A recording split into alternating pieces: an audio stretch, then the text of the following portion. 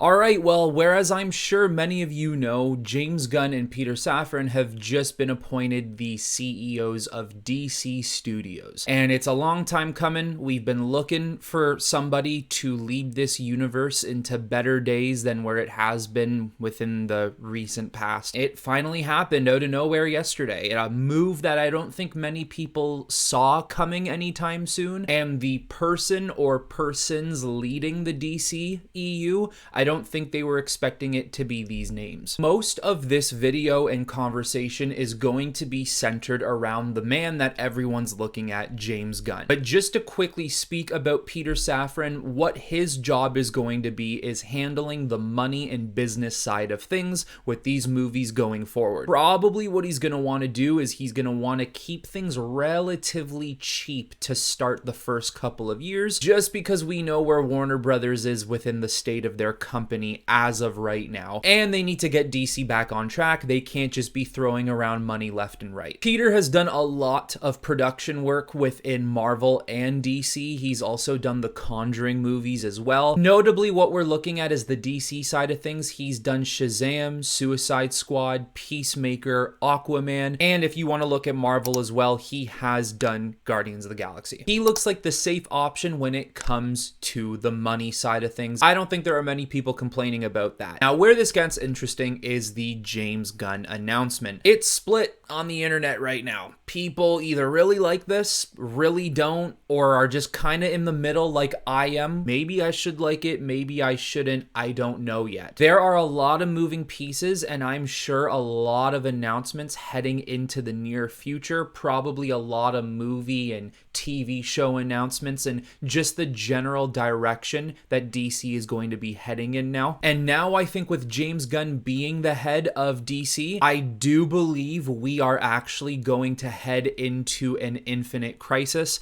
I think that is going to be the huge movie that DC is going to head into within the next 3, 4, maybe 5 years. Now, I believe James Gunn's contract as the head of DC is running to 2026. And until that happens, who knows, we could potentially get someone else who will take the reins after him. Depending on how good of a job he does, they might restructure him and keep him longer. If that is even what he wants to do, who knows? We don't know the full situation. Maybe he's only doing it to fill in for a certain amount of time. I think the concerns with James Gunn are certainly justified. A lot of the issues that resides within how he does his movies and kind of leads his worlds. His writing is not the best. Sometimes his character narratives lack a lot of structure, and let's not forget the fact that he is somewhat of a comedian. He does like a lot of jokes. Even if his humor is a little more on the adult side,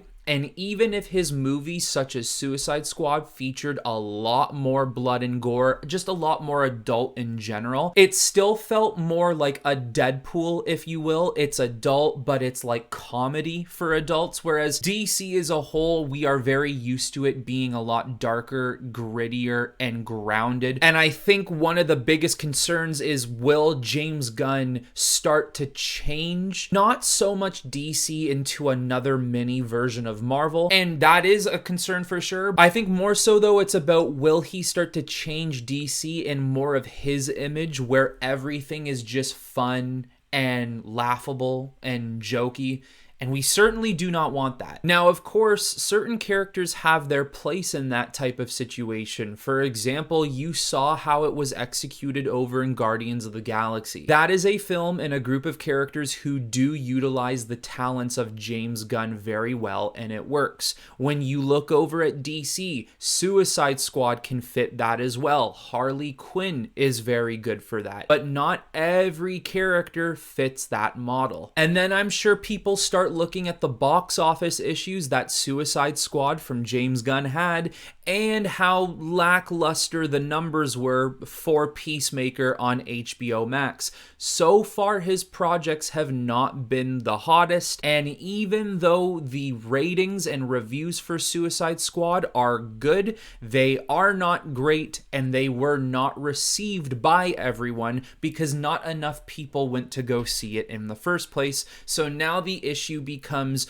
why are you getting a guy who has already failed in his first two outings for DC to be the head for DC? And of course, I'm not saying he failed in his product, but where they failed is the money side of things and drawing the masses to those movies and shows. What I'm going to say about James Gunn is, yeah, I agree. I don't think he's narratively the best person to take on some of these comic book movies. I don't really know what vision he has for DC moving forward. I don't know how similar it's going to feel from what we've already seen or how very different it might look. When I look back at some of his recent projects, the first Guardians movie is really good. I think he did it really well. The second Guardians movie wasn't the hottest. I did not think it was anything special. The Suicide Squad film is fine. It's nothing amazing, but it's not terrible by any means. Peacemaker is a fun show that honestly you wouldn't even really care if it was connected to DC in the first place. When Zack Snyder was doing his films for DC, I used to hear a common complaint, and that was Zack Snyder needs someone on the sidelines who can kind of pull him back within the boundaries of the movie to kind of keep control of him, because sometimes, and even I will admit to this, Zack Snyder does like to go off the rails a little too much. He maybe likes to go a little too big, and he likes to introduce too many things into one movie. Now, I would argue the same thing needs to be said about James Gunn. I think James Gunn likes to go a little too far left field sometimes, and it gets a little annoying to the point where it can actually ruin a movie, ruin a story, or ruin very important scenes. And I think if that's the case, he needs someone to keep boundaries on him as well. Even though I do have some restraints on James Gunn being the head of DC, I will say he is a huge comic book sweat. He loves Marvel and DC. He loves these characters. He has made these IPs his career. And even though I don't think James Gunn would be the right man to helm a Superman film or a Batman film, please God, do not touch those characters. Leave it up for better directors. I will say I think he has enough respect for those characters to understand the tone and atmosphere they have to deliver on screen. And I think he's smart enough to know that the way he likes to make movies and how he likes to write his stories, he would not fit for certain characters. I think he's going to be able to differentiate a lot of those things. Now, I'm a Snyder fan, but I'm not one of those insane Snyder fans who are essentially saying, if Snyder's not involved, I will never watch DC again. I think that's just a little overboard. Even though Warner Brothers has done some weird things with DC that has made me say I'm not going to support this particular project. But with that being said, James Gunn and Zack Snyder are very, very close. They're very good friends. I'm not going to say this is going to happen, but never say never. I don't think we can confidently sit here and say Zack Snyder is 110% never coming back to DC. And I'm not even saying Zack Snyder would come back to continue his vision of stories, but you never know. He could return within a particular project, maybe as some sort of producer or some guy who's hands-on, can kind of like navigate you through a world of a specific character. I would not be shocked. And people can say whatever the hell they want, that Snyder's movies are terrible. DC sucked when he was making his films. No one likes Man of Steel, Batman vs. Superman, because that simply just is not true. I'm sure James Gunn has a fond appreciation of his stories and his work. So the possibility of Snyder coming back is much higher than it has been within the past couple of years. I still am not saying it's going to happen. I'm just saying it's a better possibility now than before. So thinking about what this could possibly mean for other properties of DC, and I'm more so looking towards Todd Phillips' Joker universe and Matt Reeves' Batman universe. It has been confirmed that Todd Phillips' Joker movies are completely separated from what James Gunn and this new DCEU will be. They have absolutely no correlation with one another, so Todd Phillips and the Joker are safe. As for Matt Reeves' Batman, it is uncertain right now. We don't know what the plan is there.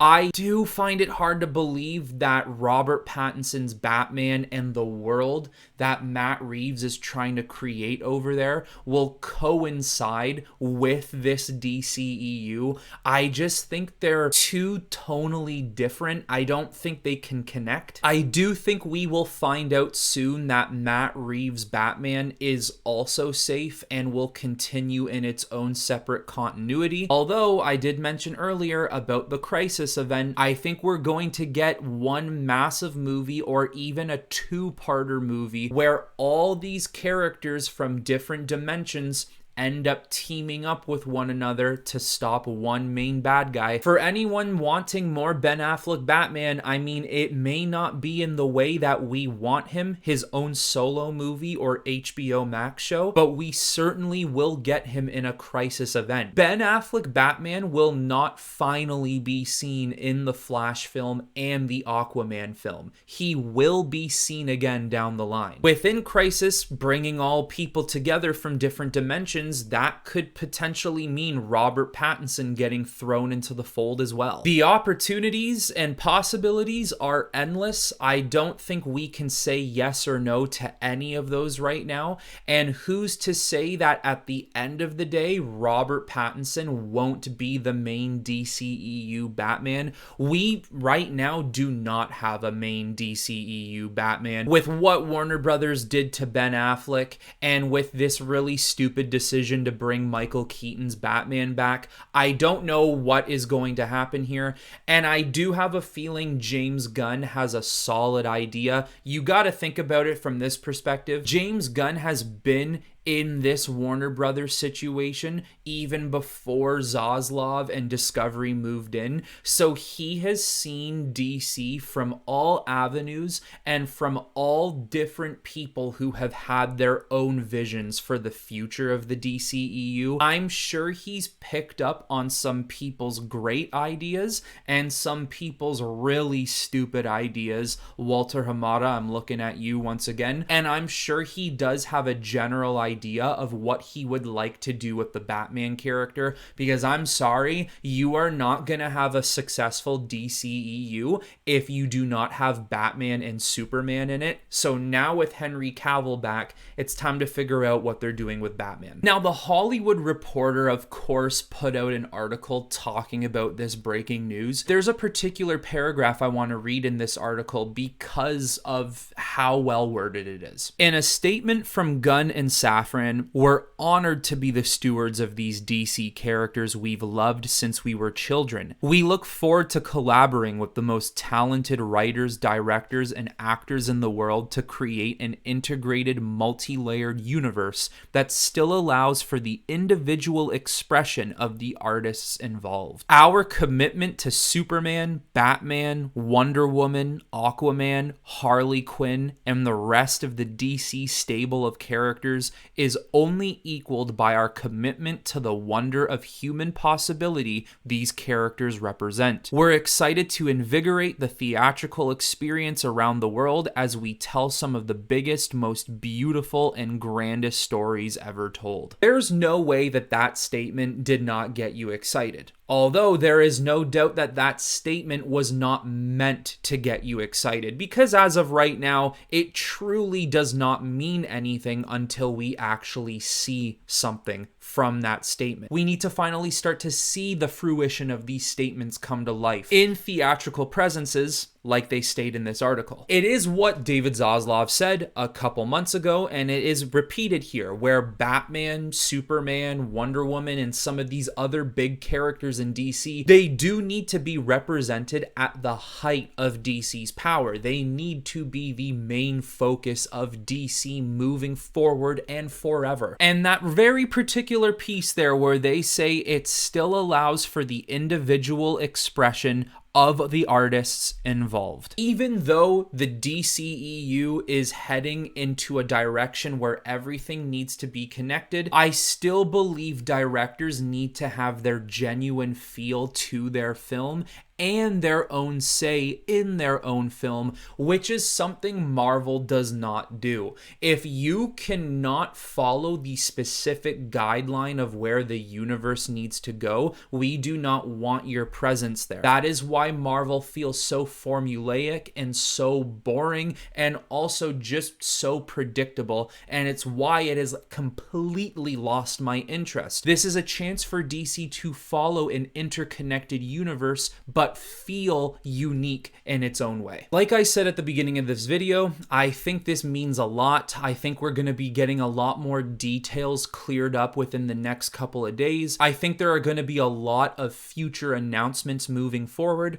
And I also think too, we got to start looking at the side of Dwayne Johnson over here. What does this mean for the future of the story he was trying to tell? I certainly don't think that Johnson and Gunn are enemies with one another, but we'll have to see if James Gunn and Dwayne can get on the same page, because clearly Dwayne Johnson has an image of his own and something he wants to do with the Black Adam character and the Superman character, and now we'll have to see what direction James Gunn is going to want to take this universe.